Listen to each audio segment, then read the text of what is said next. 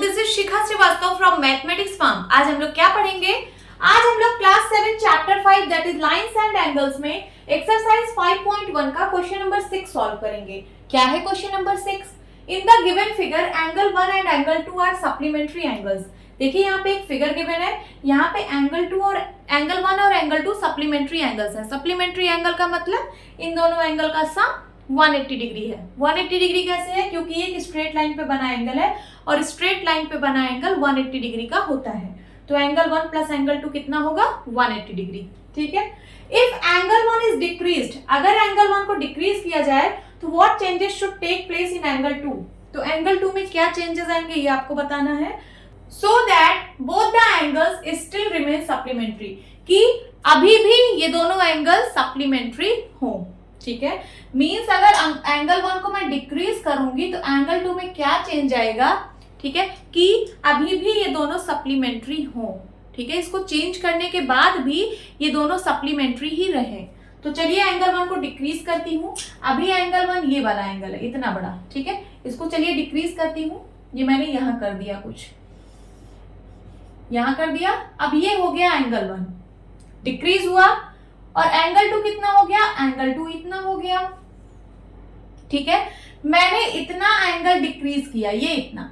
जितना मैंने डिक्रीज किया एंगल 1 को उतना ही एंगल 2 बढ़ गया, उतने ही मेजर से, है ना। अब चलिए एंगल 1 को और डिक्रीज करती हूँ। सपोज मैंने यहां तक कर दिया एंगल 1, अब सिर्फ इतना ही बचा एंगल 1। एंगल 2 कितना हो गया? अब एंगल 2 इतना हो गया। कितना हो गया? इतना हो गया। तो अब हमने कितना डिक्रीज किया? हमने एंगल 1 को यहां से लेकर यहां तक डिक्रीज किया, यहां से लेकर यहां तक, इतना एंगल मैंने डिक्रीज किया। तो जो एंगल 2 है वो इतना बढ़ गया, मतलब इतने ही मेजर से जितना मैंने एंगल 1 को डिक्रीज किया। समझ में आ रहा है? तो इसका मतलब जब हम एंगल 1 को डिक्रीज कर रहे हैं तो एंगल 2 क्या हो रहा है? एंगल 2 बढ़ रहा है। देखिए मैंने एंगल 1 को यहां तक डिक्रीज किया, ये वाला है एंगल 1, और एंगल 2 कितना है? एंगल 2 इतना हो गया, है ना। इसका मतलब जैसे जैसे मैं एंगल 1 को डिक्रीज करती जा रही हूँ वैसे वैसे एंगल 2 बढ़ता जा रहा है। और कितने से बढ़ता जा रहा है? जितने से मैं एंगल 1 को डिक्रीज कर रही हूँ। मींस जितने मेजर से मैं एंगल 1 को डिक्रीज कर रही हूँ उतने ही मेजर से एंगल 2 बढ़ता जा रहा है। ओके, तो चलिए इसका आंसर लिखते हैं। If angle 1 is decreased, then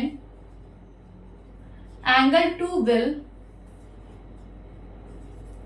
increase with the same measure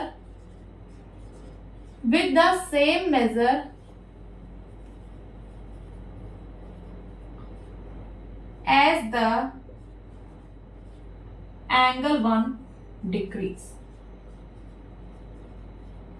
ठीक है, उतने मेजर से इंक्रीज हो रहा है जितने मेजर से एंगल 1 डिक्रीज हो रहा है। ओके, सो आपको पूछा था कि एंगल 2 में क्या चेंजेस आएंगे, तो एंगल 2 इंक्रीज होगा। क्या होगा? इंक्रीज होगा। अगर एंगल 1 डिक्रीज होगा तो एंगल 2 इंक्रीज होगा with the same measure as the angle 1 decrease, उतने मेजर से जितने मेजर से एंगल 1 डिक्रीज हो रहा है। ओके, यही आपका आंसर है।